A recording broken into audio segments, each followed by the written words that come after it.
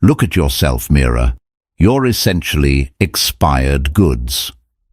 Vincent laughed, tossing the divorce papers onto the mahogany desk. "Camilla is the future. You're just a placeholder I kept around too long." He thought he had won. He thought stripping her of her home, her name, and her dignity was the end of the story. But Vincent Hale forgot one crucial rule of the universe. When you burn a bridge, make sure you aren't standing on it. He planned a night of passion with his mistress, but he was about to walk into a nightmare of pure golden revenge. Storybody. The sound of the pen scratching against the paper was louder than the thunder rattling the windows of the penthouse.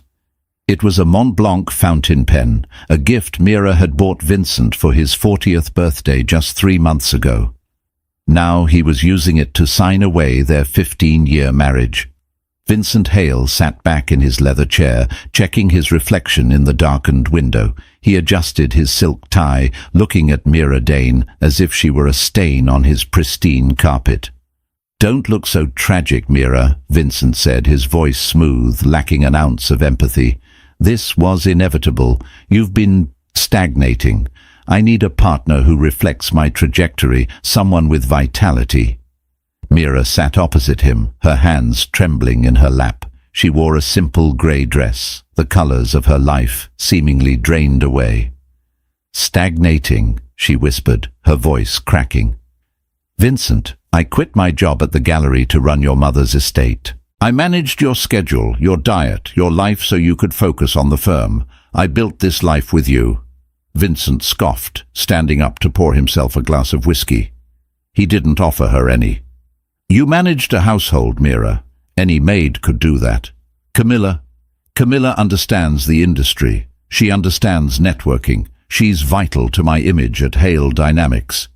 "She's your secretary, Vincent," Meera said, a spark of anger finally igniting in her chest. "And she's 22. "She is 24, Vincent corrected sharply. "And she makes me feel alive. You make me feel tired." He tossed the papers across the desk. They slid to a halt right at Meera's fingertips. The bold header, "Dissolution of marriage," stared up at her. "The terms are generous," Vincent continued, checking his Patek Philippe watch impatiently. "You get the townhouse in the suburbs and a stipend for 2 years. After that, you're on your own. I'm keeping the penthouse, the portfolio, and the cars, obviously." Meera looked at the man she had loved since college. His handsome face, once warm with ambition, had hardened into a mask of greed. He wasn't the man who used to share instant noodles with her in a cramped studio apartment. That man was dead.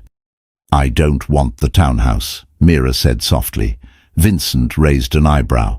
"Oh, going to play the martyr and live on the streets?" "I want the stocks in the Project O startup," she said. Vincent barked out a laugh. "Project O? That failing tech dumpster fire. Meera, be serious. The shares are worthless. I was going to write them off as a tax loss this quarter." "Then let me have them," she insisted. "Give me the worthless shares and I'll sign right now. I won't ask for alimony." Vincent's eyes narrowed. He was a shark, always looking for the angle, but he couldn't see one here. He knew the financials. Project O was a sinking ship. If she wanted to strap herself to an anchor, why should he stop her? It would save him thousands in monthly alimony payments. "Fine," he sneered, grabbing the pen and scribbling an amendment in the margins. "You want the trash? Take it. Just sign the damn papers. Camilla is waiting for me downstairs in the Aston Martin. We have a dinner reservation at Le Bernardin." The mention of the restaurant, where Vincent had proposed to Meera, stung like a physical slap. But Meera didn't flinch. She took the pen. The weight of it felt cold. She signed her name, Meera Dane, reclaiming her identity with every stroke of ink. "Done," she said, standing up. She didn't look at the papers again. "Good," Vincent said, already turning away to grab his coat. "Leave your keys on the table. You have 24 hours to vacate the premises." Meera walked to the door, pausing with her hand on the brass handle. "Vincent," she said. He sighed, exasperated. "What? You think you're trading up?" she said, her voice eerily calm, "but you're just trading gold for glitter. Don't be surprised when it fades." Vincent laughed, a cruel, barking sound. "Goodbye, Meera. Have a nice life."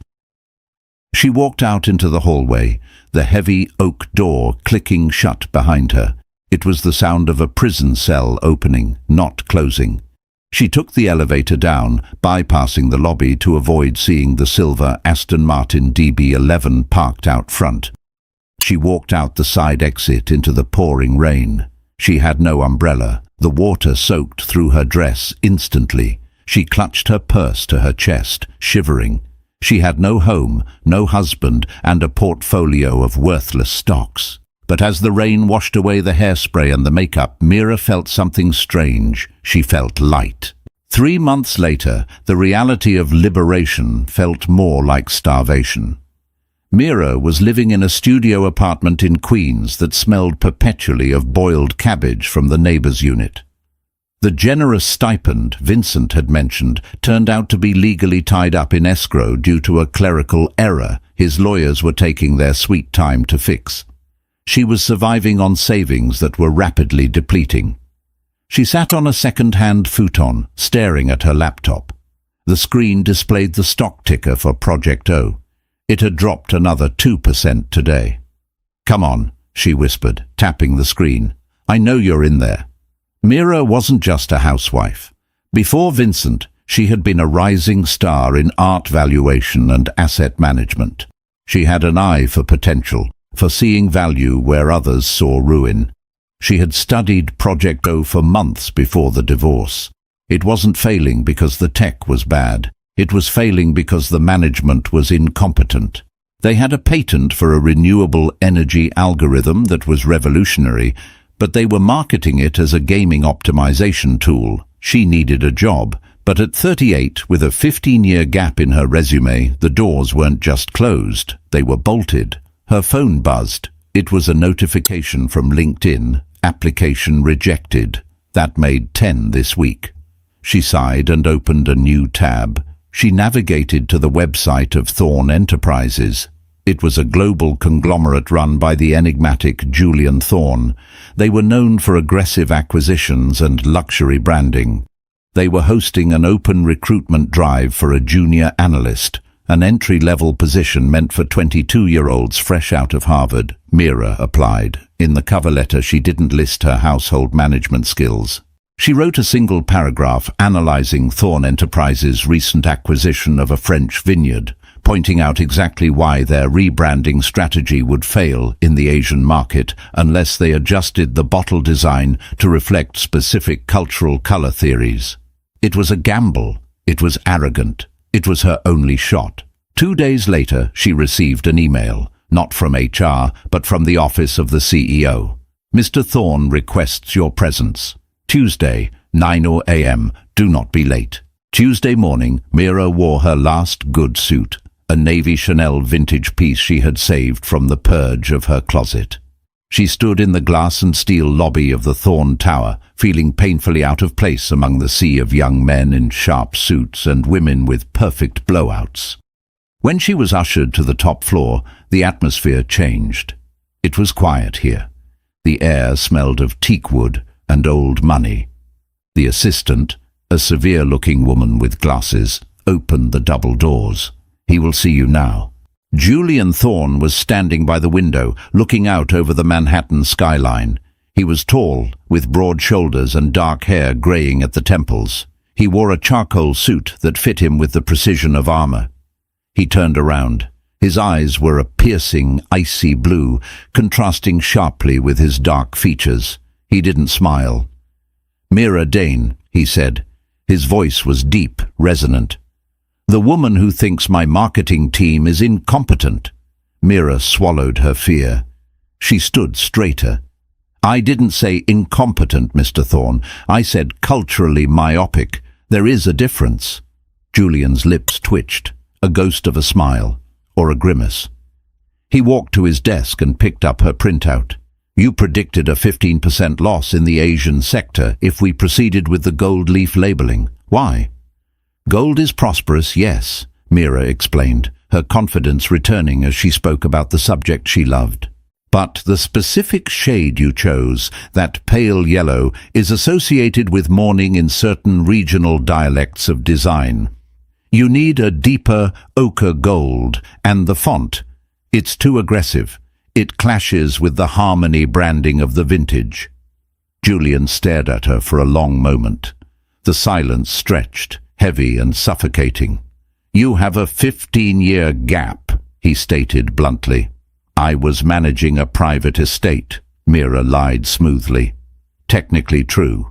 "You were married to Vincent Hale," Julian corrected. "I know him. Mediocre man. Loud suits." Meera flinched. "I am not my ex-husband." "No," Julian agreed, stepping closer. "You seem to be smarter than him. He sold his shares in Project O, didn't he?" Meera froze. "How did you know?" "I watch everything, Ms. Dane. I saw the transfer. He dumped the stock. You picked it up." "Why?" "Because they have the algorithm," Meera said, locking eyes with him.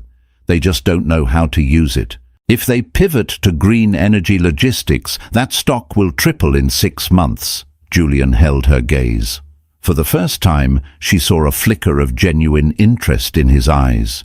He wasn't looking at a middle-aged divorcee. He was looking at a strategist. "I don't need a junior analyst," Julian said, tossing her resume into the trash can. Meera's heart sank. "I see. Thank you for your I need a consultant for special assets," he interrupted. "Someone who sees what others miss. You start tomorrow. The salary is triple what the analyst position offered, and Ms. Dane..." "Yes." "Get rid of the Chanel suit. It's last season, and you're better than that. My stylist will be at your apartment at 7:10 a.m. 6 months passed. The transformation of Meera Dane was not sudden. It was a relentless polishing of a diamond that had been covered in soot. Working for Julian Thorne was exacting. He demanded perfection. He would call her at 3 a.m. to discuss the valuation of a Renaissance painting or the acquisition of a failing tech startup in Silicon Valley. Meera never complained. She absorbed everything. She worked 18-hour days, fueled by espresso and a burning need to prove that she existed. Her prediction about Project O came true. Under her subtle guidance, she had anonymously emailed the board a restructuring plan. The company pivoted.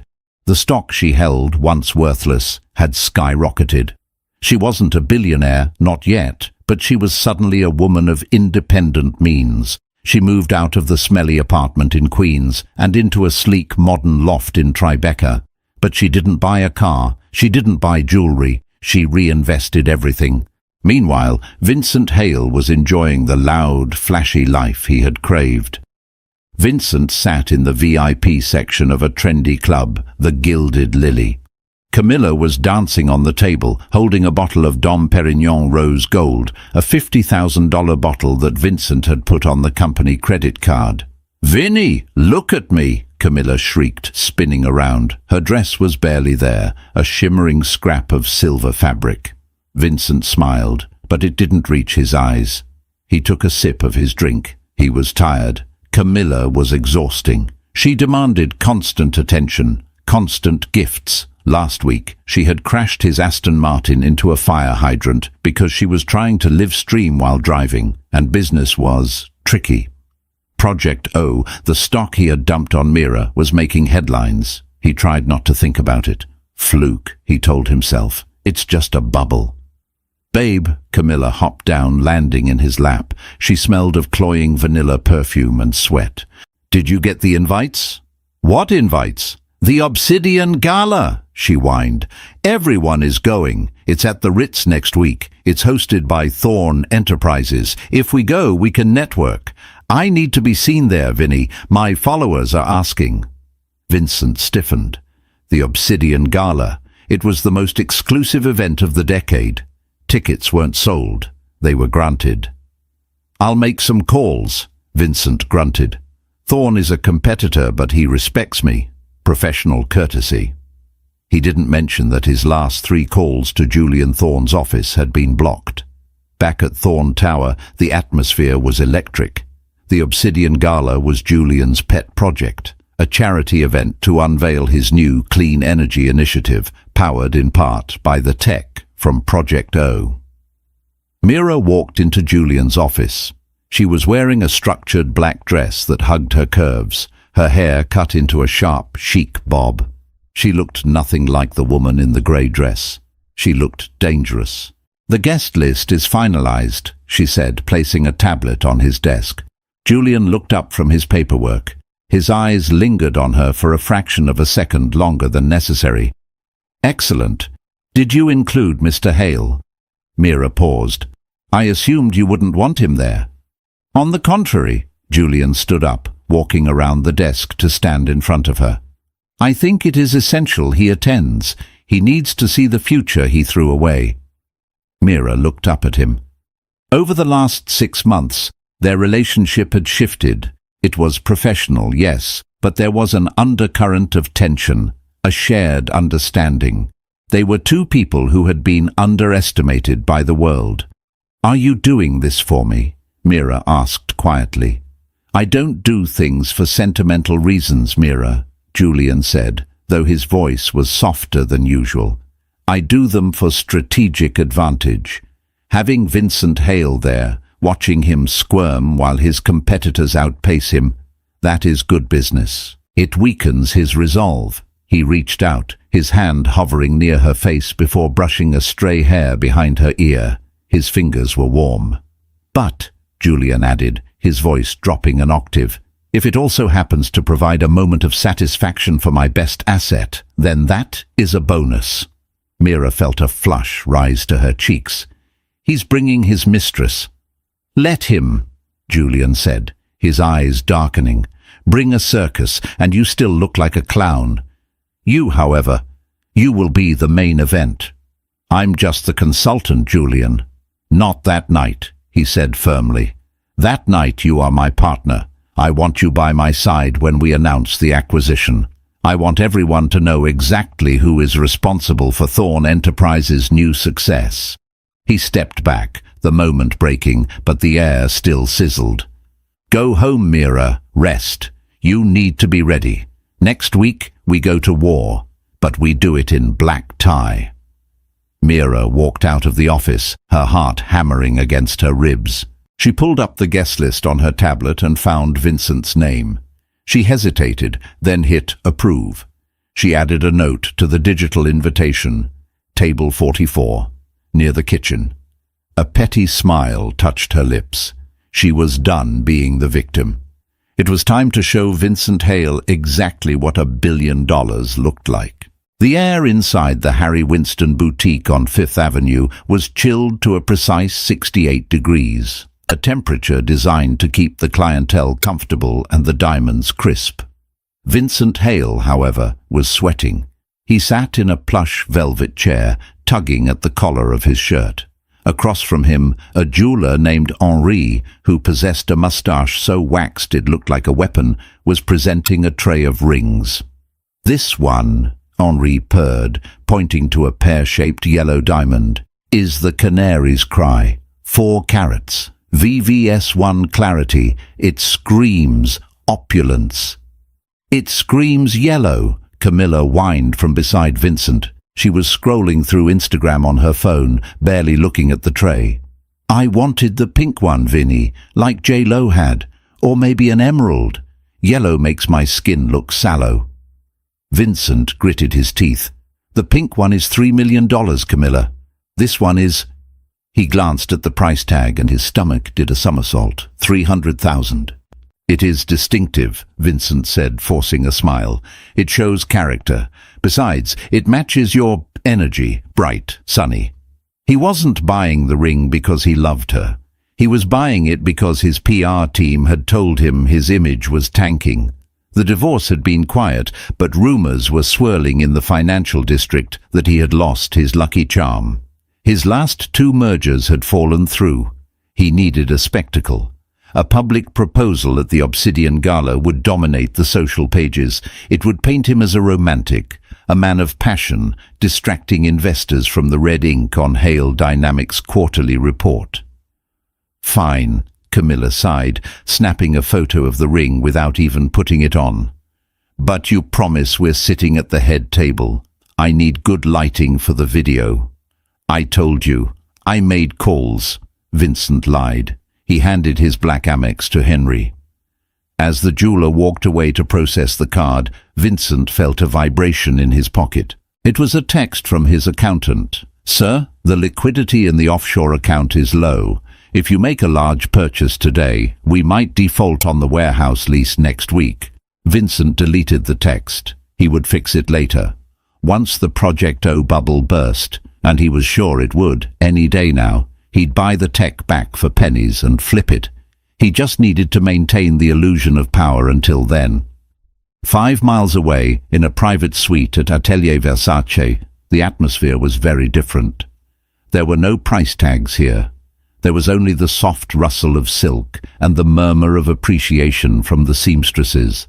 Meera stood on a pedestal in front of a trifold mirror. She was wearing a gown that seemed to be woven from the night sky itself.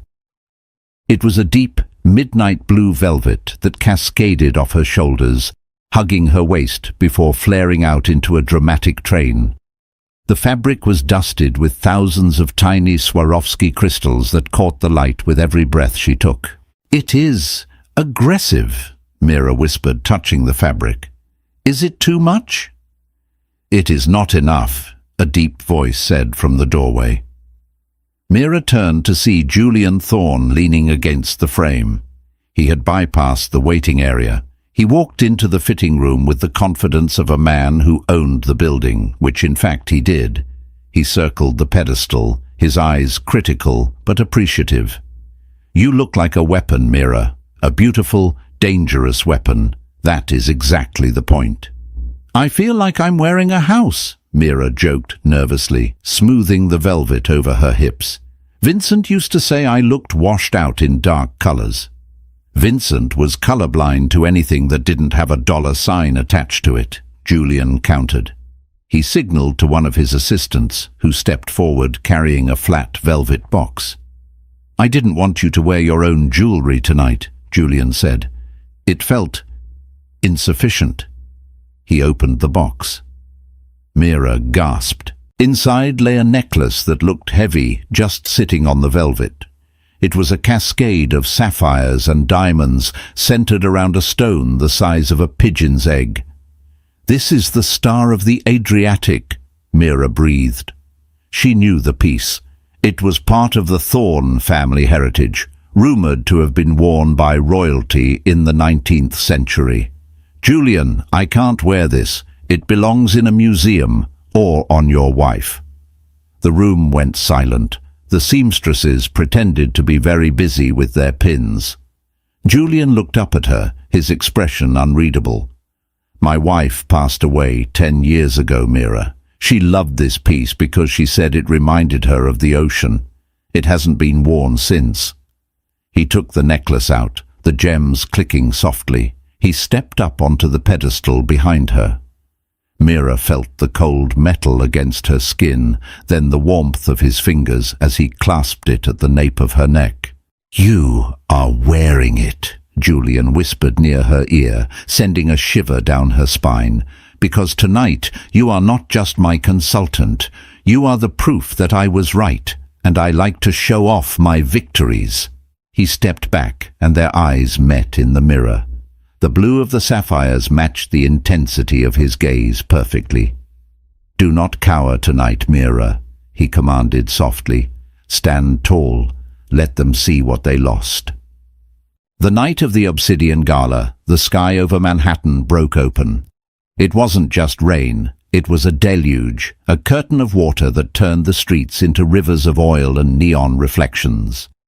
Vincent's evening began to disintegrate before he even left his penthouse.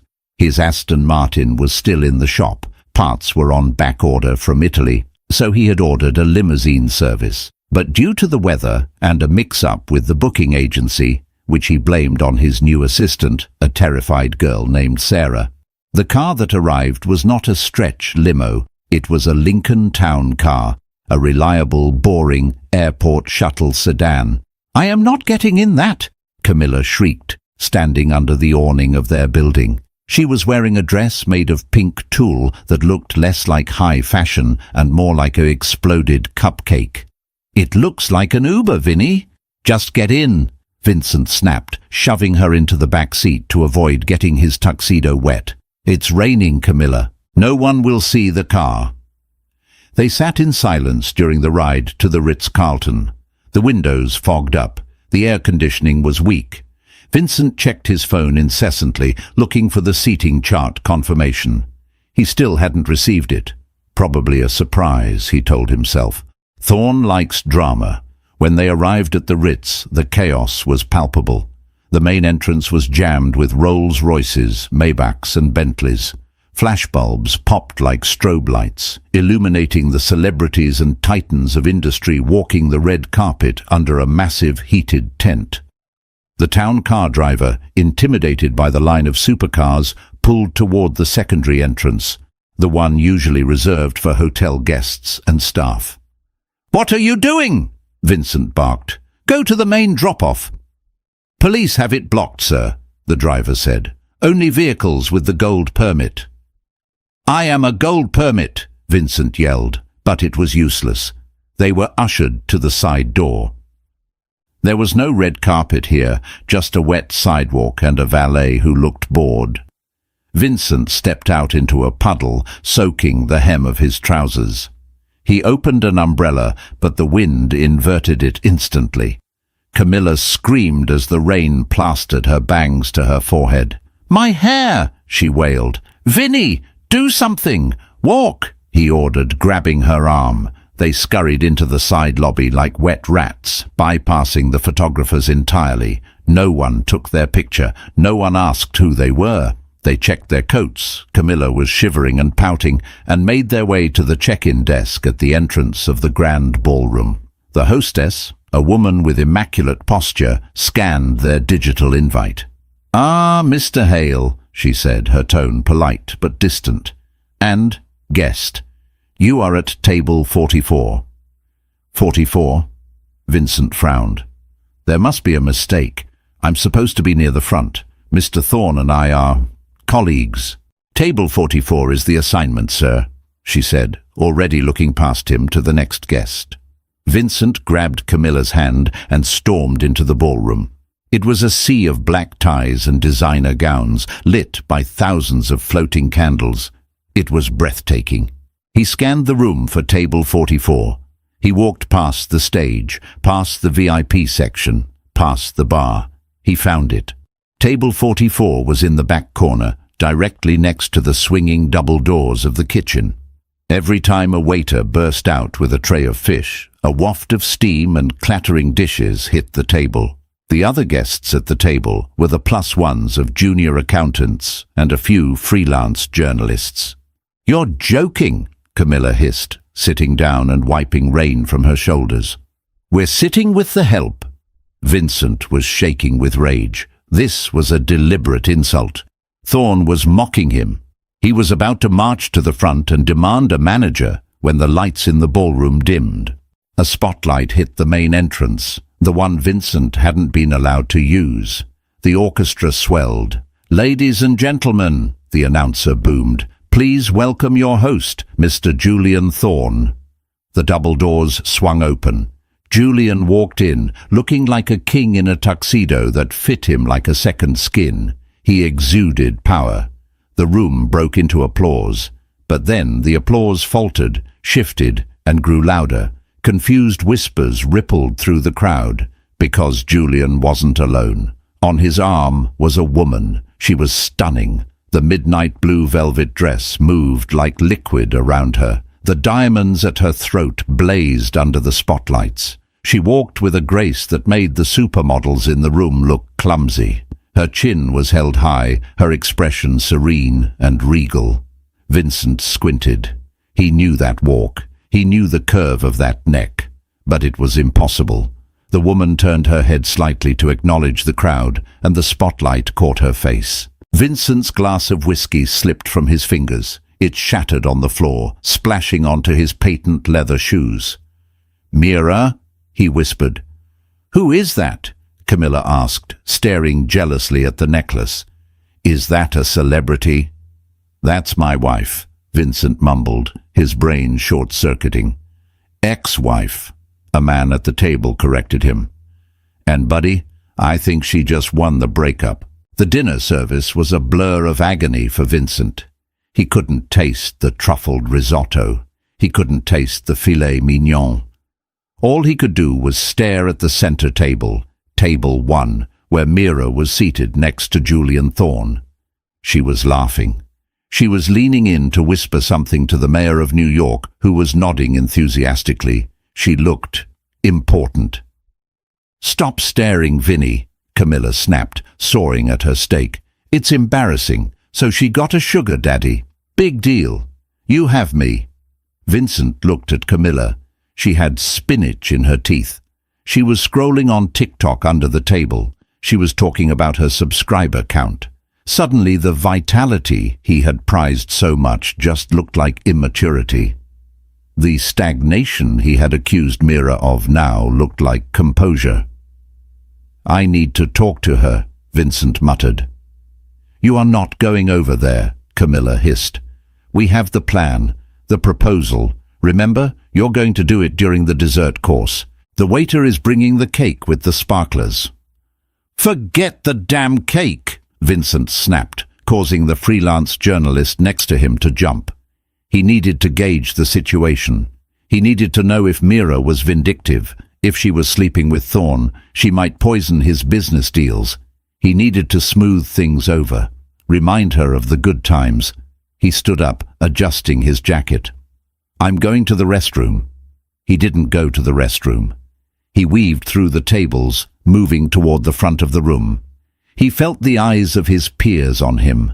Some whispered, some smirked. They knew. In this circle, everyone knew everything. He approached table 1 just as the dessert wine was being poured. Julian saw him first. The billionaire didn't look surprised. He looked bored.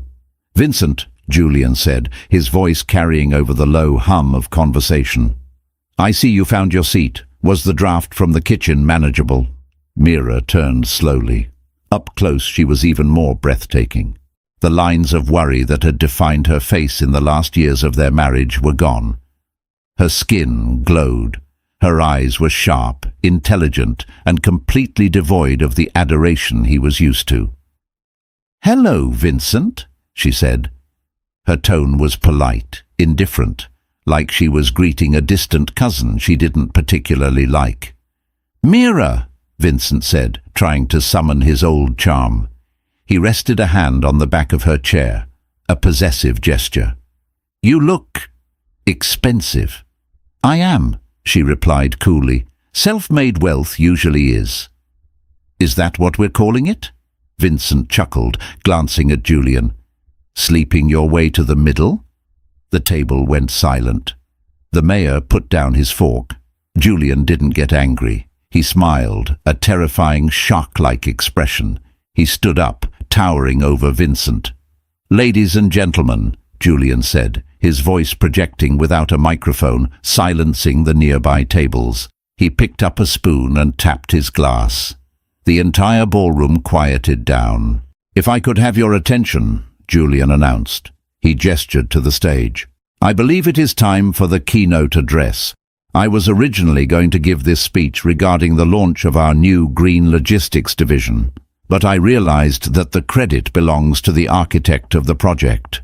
He turned to Meera and offered her his hand. "Ms. Dane, the floor is yours." Meera stood up. She didn't look at Vincent.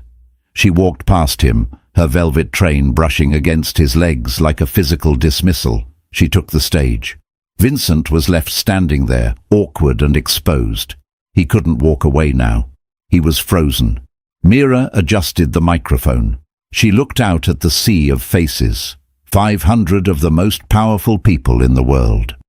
"6 months ago," Meera began, her voice steady and clear, "I was told that I was stagnant. I was told that my value had expired.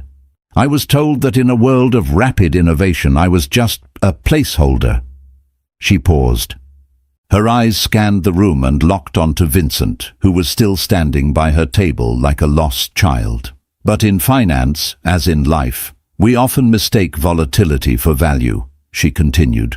We chase the shiny, the new, the loud. She glanced briefly toward table 44, where Camilla was waving a sparkler that a confused waiter had just delivered.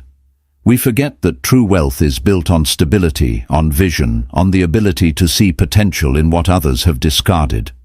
She clicked a remote. The massive screen behind her lit up. It showed the growth charts for Project O, now rebranded as Viridian Systems. The curve was exponential. This technology was considered trash by some, Meera said, a small, knowing smile playing on her lips. It was written off, abandoned. But under the umbrella of Thorn Enterprises, and with the correct strategic oversight, it has become the backbone of our new logistic network. As of this morning, Viridian is valued at $400 million. A gasp went through the room. Vincent felt the blood drain from his face. 400 million. He had given it to her. He had literally written it into the divorce decree to save a few $1,000s in alimony. So, Meera concluded, raising her glass, here is to the discarded, to the underestimated, and to the trash that turns into treasure. May you all have the wisdom to know the difference before you sign it away. The room erupted in applause. It was a standing ovation. Julian was the first to stand, clapping loudly, his eyes beaming with pride. Vincent couldn't move. He felt like he was suffocating. The applause sounded like thunder, like the storm outside, like the laughter of the gods. He looked back at table 44. Camilla was filming the applause for her story, oblivious to the fact that the woman on stage had just destroyed their financial future. Vincent realized, with a sickening jolt, that the night wasn't over. And the karma Meera had promised wasn't done with him yet. The applause had long since faded, replaced by the polite murmur of 500 wealthy guests digesting both their crème brûlée and the scandal they had just witnessed. For Vincent Hale, however, the noise in his head was deafening. It was a mixture of panic, whiskey, and the high-pitched whining of Camilla Rowan. 400 million, Camilla hissed, her nails digging into the tablecloth of table 44. You told me she was broke. You told me she was living in a box in Queens. You said you gave her trash. Keep your voice down, Vincent snapped, wiping sweat from his forehead with a linen napkin. It's a valuation, Camilla. It's paper money. It doesn't mean she has cash in the bank. It means she has more than you, Camilla shot back, grabbing her clutch. You can't even get your car fixed, and she's up there wearing a necklace that probably costs more than your entire company. Vincent glared at her. The vitality he had left Meera for was now revealing itself as pure, unadulterated avarice.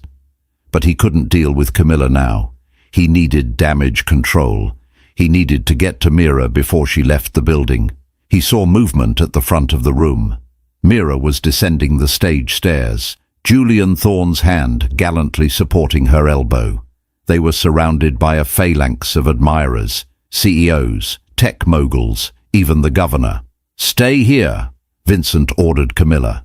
He pushed his way through the crowd, ignoring the glares of people he bumped into. He was a man drowning, and Meera was the only life raft in sight. He intercepted them near the exit of the grand ballroom, just as they were heading toward the private elevators. Meera! Vincent called out, his voice cracking slightly. The group parted. Julian stopped, his expression hardening into stone. Meera turned, her face impassive. Up close, the star of the Adriatic around her neck seemed to pulse with cold blue fire. Mr. Hale, Julian said, his voice dropping to a dangerous baritone. I believe the valet is that way. He pointed toward the service exit. I need to speak to my wife, Vincent said, puffing out his chest, though he felt incredibly small next to Julian. Ex-wife, Meera corrected, her voice light as if she were clarifying a minor clerical error. And I think we've said everything we needed to say in court, Vincent. Meera, please, Vincent said, changing his tactic to desperation. He stepped closer, smelling the faint scent of jasmine and rain that clung to her, a scent he used to take for granted. This presentation, it was a masterstroke, truly. But you know the industry. Evaluations fluctuate. You need someone who knows how to manage that kind of asset, someone with experience. Meera tilted her head, a small, pitying smile playing on her lips. Are you offering your services, Vincent? Because my portfolio is currently being managed by the top analysts at Thorn Enterprises. I recall you saying that my management style was stagnant. I was angry, Vincent lied quickly. I didn't mean it. Look, we built a life together for 15 years. You can't just throw that away for him. He gestured vaguely at Julian. He's using you, Meera. He just wants the tech. Julian stepped forward, forcing Vincent to take a stumble back. Careful, Vincent. You are dangerously close to slander, and unlike you, I don't settle out of court. Meera placed a calming hand on Julian's arm. She looked at Vincent, and for a moment he saw a flicker of the woman who used to make him coffee every morning. But then the steel doors slammed shut behind her eyes. You're right, Vincent, she said softly. We did build a life, and you burned it down because you got bored. You wanted excitement. You wanted youth. She glanced over Vincent's shoulder to where Camilla was aggressively vlogging her own breakdown near the dessert table. Go back to your excitement. I have a board meeting in the morning. She turned to leave, but Vincent lunged, grabbing her wrist. You owe me, he snarled, the mask slipping completely. That stock was marital property. You tricked me into signing it over. I'll sue you. I'll tie this up in court for years. The silence that followed was absolute. Julian didn't move, but his eyes signaled the security detail standing discreetly by the wall. Meera looked down at his hand on her wrist, then up at his eyes.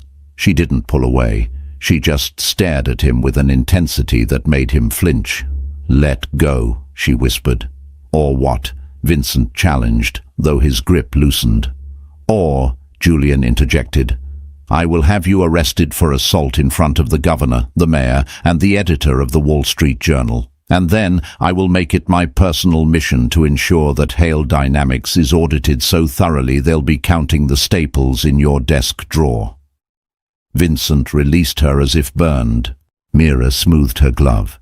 And, Vincent, you might want to check the fine print of that divorce decree you were so eager to sign.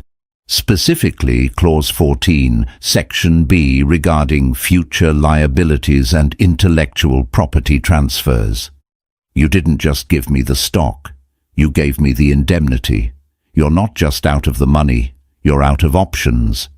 She turned and walked into the elevator with Julian. The doors slid shut, severing Vincent from the only good thing he had ever had. The unraveling of Vincent Hale's life did not happen all at once. It happened in a series of agonizing, bureaucratic clicks, like a roller coaster inching over a precipice before the drop. The morning after the gala, Vincent stormed into his office at Hale Dynamics. He was hungover, his tuxedo shirt was stained, and he hadn't slept. He screamed for his secretary, but she wasn't at her desk. Instead, a man in a grey suit was sitting in Vincent's leather chair. "Who the hell are you?" Vincent roared. "Get out of my seat." The man stood up calmly. "Mr. Hale, I'm Arthur Pym, legal counsel for Viridian Systems." "Viridian?" Vincent blinked. "That's Meera's company. Get out. I'm calling security." "Security has already been briefed," Pym said, opening a briefcase. "I'm here to serve you with a cease and desist order." Vincent laughed, a dry, hysterical sound. "For what? Being mean to my ex-wife?" "For patent infringement," Pym said, sliding a document across the mahogany desk. Hale Dynamics' core product, the predictive shipping algorithm you sell to the government, is based on source code that was part of the Project O acquisition. When you transferred the shares and all associated assets to Ms. Dane, you transferred the ownership of that code. Vincent froze. The room seemed to tilt. He remembered the hurried meetings, The way he had dismissed the tech team's concerns about the code origin, assuming he owned Project O anyway, so it didn't matter. "But I developed that product," Vincent stammered. "Using assets you no longer own," Pym corrected.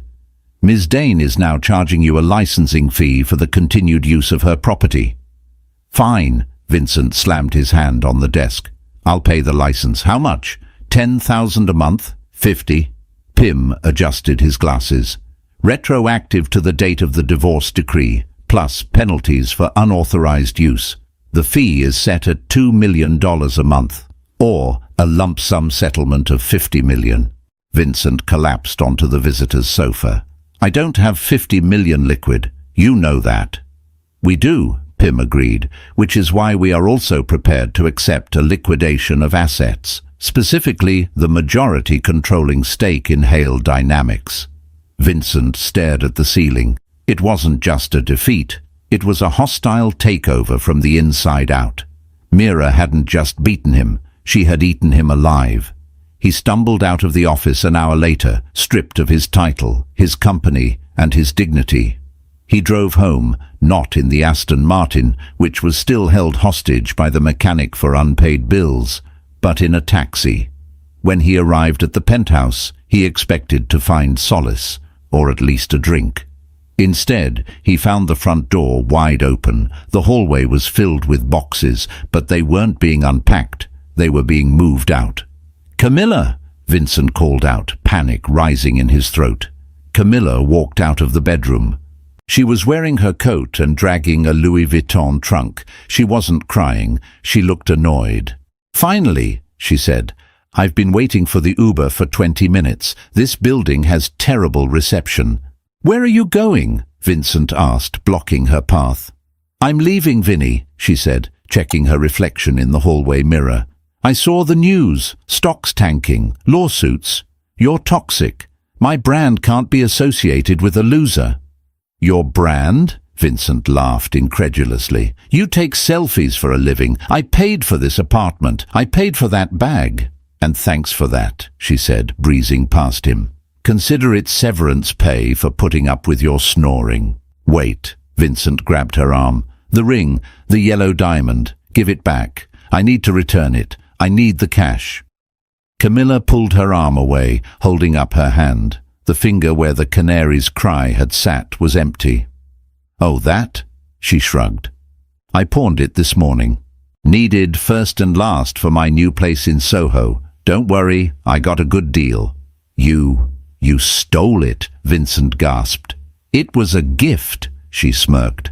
"Possession is 9/10 of the law, baby, just like you taught me." She walked out the door, the wheels of her trunk clicking rhythmically over the marble floor. Vincent stood alone in the empty penthouse. The rain had started again outside. He walked to the window, looking out at the city he used to think he owned. His phone buzzed. It was a notification from the bank. Foreclosure notice. Payment default on penthouse mortgage. He slid down the wall, sitting on the floor where Meera used to do yoga. He looked around at the cold, empty space. He had traded a woman who would have walked through fire for him for a woman who sold his ring to pay rent. He had traded $1 billion future for a few months of ego. He put his head in his hands, and finally he wept, not for Meera, but for himself. 1 year later, the summer sun beat down on the rusty metal of the shipping container. Vincent wiped grime from his forehead with the back of a gloved hand. He adjusted his hard hat. "Hale, stop daydreaming and check the manifest," the foreman shouted from the dock below. "On it," Vincent grunted. He was working as a logistics coordinator, a fancy title for a guy who checked clipboards at the Brooklyn Navy Yard. It was ironic, really. He was working in the very industry his former company had tried to revolutionize. Now he was just a cog in the machine. He lived in a small one-bedroom apartment in Jersey City. He took the PATH train to work. He ate sandwiches wrapped in foil. It was a humble life, a quiet life. It was the life he had once mocked Meera for living. He finished checking the container and walked toward the break room. A discarded newspaper was sitting on the bench. He usually ignored the business section. It was too painful. But today, the headline caught his eye. Thorn Dane. Merger redefines global energy. There was a photo. It was taken on the deck of a yacht, the Amalfi Coast glittering in the background. Julian Thorne was there, looking as imposing as ever in white linen. And next to him, laughing at something he had just said, was Meera. She looked radiant. She wasn't just a wife or a partner. The caption identified her as CEO of Viridian Thorn Global. She held a glass of champagne, her other hand resting casually on Julian's shoulder. On her finger, the star of the Adriatic had been replaced by a simple, massive diamond band. They were married. Vincent stared at the photo. He looked at Meera's smile, a smile he hadn't seen in the last 5 years of their marriage because he had been too busy looking at his phone. He felt a pang of jealousy, sharp and hot. But then it faded into something duller. Resignation. He looked at his own reflection in the break room window. Grey hair, tired eyes, a high-vis vest. "Hey, Hale!" A co-worker, a young kid named Mike, sat down next to him. "You see this? That lady, she's the one who invented that system we use, the one that tracks the crates." "Yeah," Vincent said hoarsely. "I know." "Must be nice," Mike sighed, biting into an apple. "Billions of dollars, yachts. I bet she never had a worry in her life." Vincent looked back at the photo. He remembered Meera crying at the kitchen table when he told her she was boring. He remembered her signing the divorce papers with a trembling hand, asking only for the worthless stock. "No," Vincent said quietly. "She had worries. She invested in the right things eventually." "You know her?" Mike asked, joking. Vincent hesitated. He could tell the kid the truth. He could say, "I was her husband. I was the one who threw her away." He could try to claim some proximity to that greatness. But he looked at the grease under his fingernails. He looked at the life he had built with his own arrogance. "No," Vincent said, tossing the newspaper into the recycling bin. "I don't know her. Not really." He stood up and put his hard hat back on. "Back to work," he said. Outside, across the water, a massive white yacht was pulling out of the harbour, heading toward the open ocean. Vincent didn't watch it go. He turned his back, picked up his clipboard, and started counting the boxes he would never own. Vincent thought the grass was greener on the other side, but he forgot that grass only grows where you water it. He traded a diamond for a stone and paid the ultimate price. Meera didn't just get revenge, she got a life that Vincent could only dream of. It's a brutal reminder. Be careful who you discard on your way up, because you might just meet them on your way down, and they won't be offering you a hand. If you enjoyed this story of ultimate karma and redemption, smash that like button and subscribe to the channel. We drop new stories of betrayal and justice every week.